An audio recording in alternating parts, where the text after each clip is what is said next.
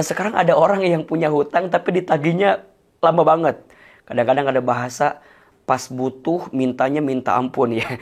Pas ditagih lebih galak dibanding kita yang dihutanginya. Ya kalaupun kita mau ikhlaskan hutang kita, maka tetap kita harus sampaikan kepada orang yang berhutang kepada kita.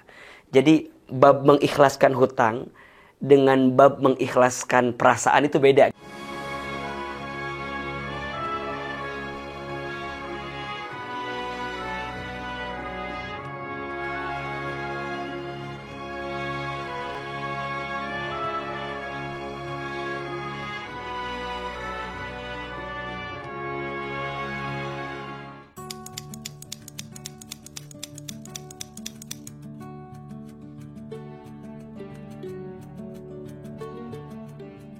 Sahabat cahaya yang dicintai Allah, sikap terbaik yang harus kita hadirkan ketika hati kita disakiti adalah memaafkan. Dan saat kita salah, tentu adalah minta maaf. Ini adalah sikap yang sangat mulia. Jadi kalau ada orang yang kemudian berbuat salah sama kita, belajarlah untuk memaafkannya. Begitupun juga ketika kita berbuat salah, jangan kemudian egois untuk tidak minta maaf kepada orang yang kita sakiti. Nah, begitupun selanjutnya, jika ada orang yang kemudian bikin salah sama kita, kemudian kita ngasih maaf sama dia gitu ya, dan sebaliknya, kita tidak bisa merubah arus ombak yang datang kepada kita. Yang bisa kita rubah adalah ajarkan tubuh kita berenang agar bisa mengarungi sederas apa ombak yang datang kepada kita. Kita nggak bisa merubah sikap orang lain kepada kita. Yang bisa kita rubah adalah bagaimana sikap kita terhadap orang lain. Jadi lakukan saja yang terbaik, bersikap saja yang terbaik. Ketika kita sudah minta maaf tapi orang itu tetap mau mutusin silaturahminya sama kita, ya sudah, kita nggak punya kehendak untuk mengatur hati orang lain. Yang bisa kita atur adalah bagaimana melembutkan hati kita sehingga hati ini lebih tenang, lebih lembut dan tetap menghadirkan kebaikan. Dan juga kita juga harus berusaha sih, maksudnya kalau kita punya salah, ya jangan hanya minta maaf gitu ya. Lakukan sesuatu yang boleh jadi menyenangkan orang yang pernah kita sakiti gitu. Karena ada orang yang mungkin minta maafnya itu harus harus dibuktikan dengan sesuatu yang dia sukai juga gitu. Karena kalau enggak, dia anggap kita minta maafnya masih basa-basi gitu. Nah, ini ada effort bagi kita dan percayalah, setiap usaha pasti akan mendatangkan kebaikan untuk kita. Wallahu a'lam bishawab.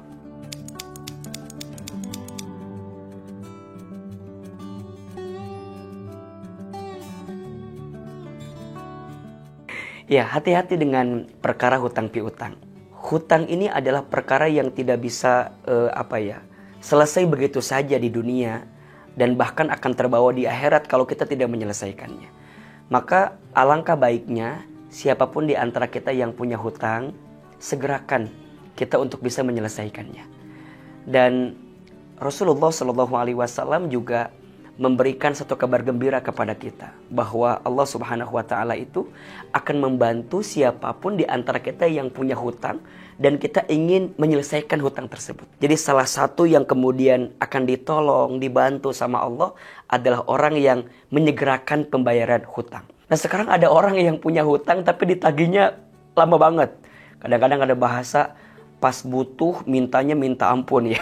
Pas ditagih lebih galak dibanding kita yang dihutanginya. Ya, kalaupun kita mau ikhlaskan hutang kita, maka tetap kita harus sampaikan kepada orang yang berhutang kepada kita.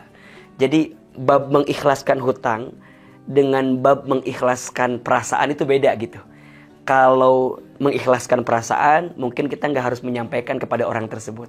Tapi kalau untuk urusan hutang piutang, kita harus sampaikan kepada orang tersebut. Mungkin kita capek gitu ya, karena ditagih dia nggak mau bayar-bayar gitu. Maka sampaikan saja kepada orang tersebut bahwa hutangmu sudah aku lunaskan, hutangmu sudah aku ikhlaskan. Kenapa? Karena hutang ini perkara yang meresahkan seseorang di siang hari, menggelisahkan seseorang di malam hari. Jadi kalaupun kita mau mengikhlaskan, itu adalah perkara yang sangat baik dan tetap harus disampaikan kepada orang yang punya hutang. Akan tetapi sebelum ke sana, ya coba tagih dengan baik. Dan kalaupun dia masih belum bisa, berikan tenggang waktu agak lebih panjang. Mungkin dia punya alternatif pembayaran. Apakah ditangguhkan, apakah dicicil gitu ya. Tapi kalau dia udah give up, udah nggak bisa lagi, nah baru kemudian kita berikan keikhlasan untuk melunaskan hutang dia kepada kita. Wallahu a'lam bishawab.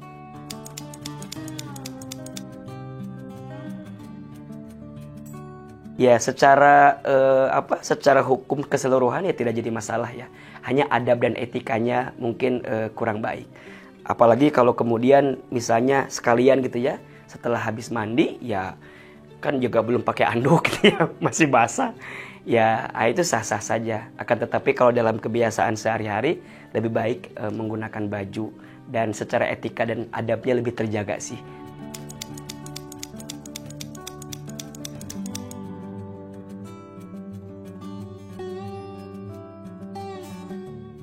Iya, menuntut ilmu itu adalah perkara yang sangat mulia dan adalah kewajiban bagi kita.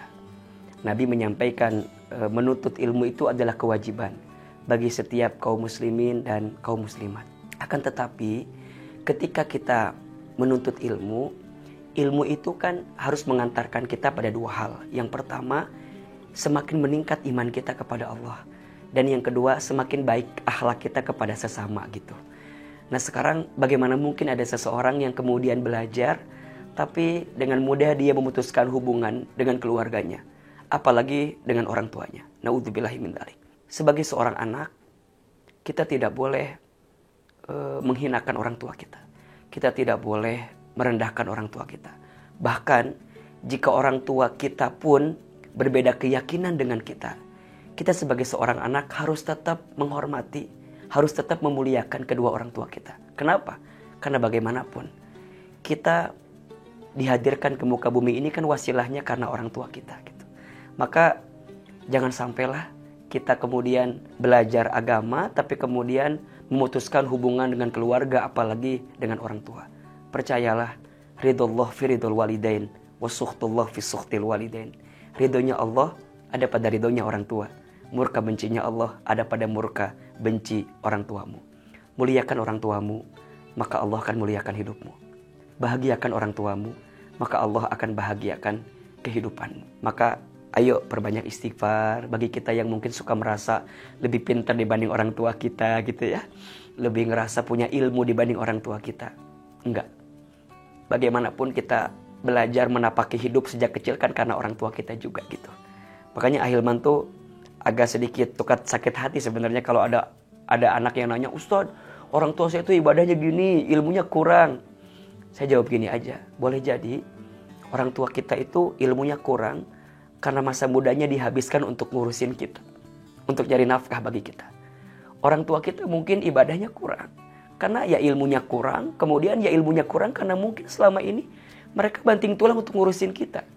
Terus mohon maaf, dengan mudahnya kita bilang orang tua kita misalnya miskin ilmu, fakir ilmu. Na'udzubillahi min dzalik. Istighfar, jadikanlah ilmu yang kita pelajari bisa meningkatkan iman kita kepada Allah dan membentuk akhlak kita untuk semakin baik dalam kehidupan, khususnya kepada orang tua kita. Semoga Allah bimbing kita dalam akhlak yang baik, insyaallah.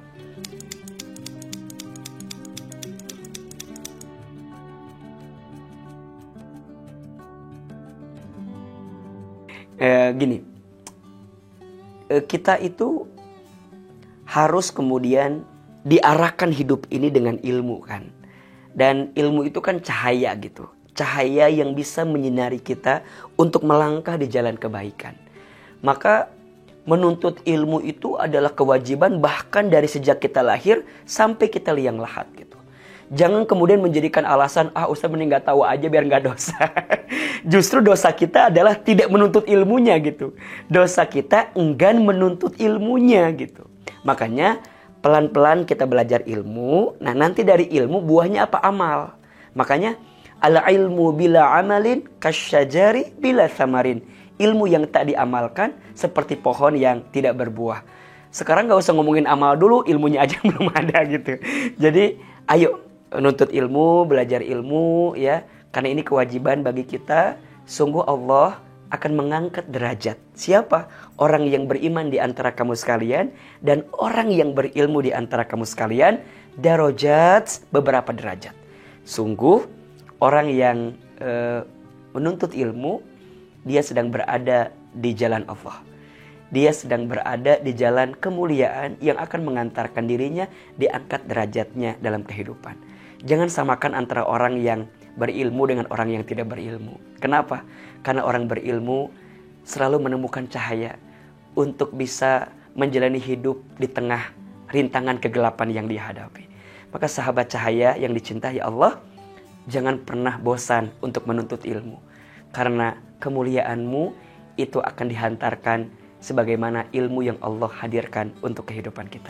Semoga kita nggak patah semangat ya untuk nuntut ilmu ya. Dan nggak boleh lagi ada alasan mendingan nggak tahu biar nggak dosa. Justru dosa kita adalah karena kita nggak nuntut ilmu itu. Wallahu a'lam bishawab. Sahabat cahaya yang dicintai Allah, Masya Allah banyak banget pertanyaan yang masuk kepada kami. Nah, untuk teman-teman yang masih penasaran dan punya pertanyaan yang ingin diajukan, langsung aja tulis di kolom komentar. Insya Allah next Ahilman akan menjawab pertanyaan dari teman-teman sahabat cahaya untuk Indonesia.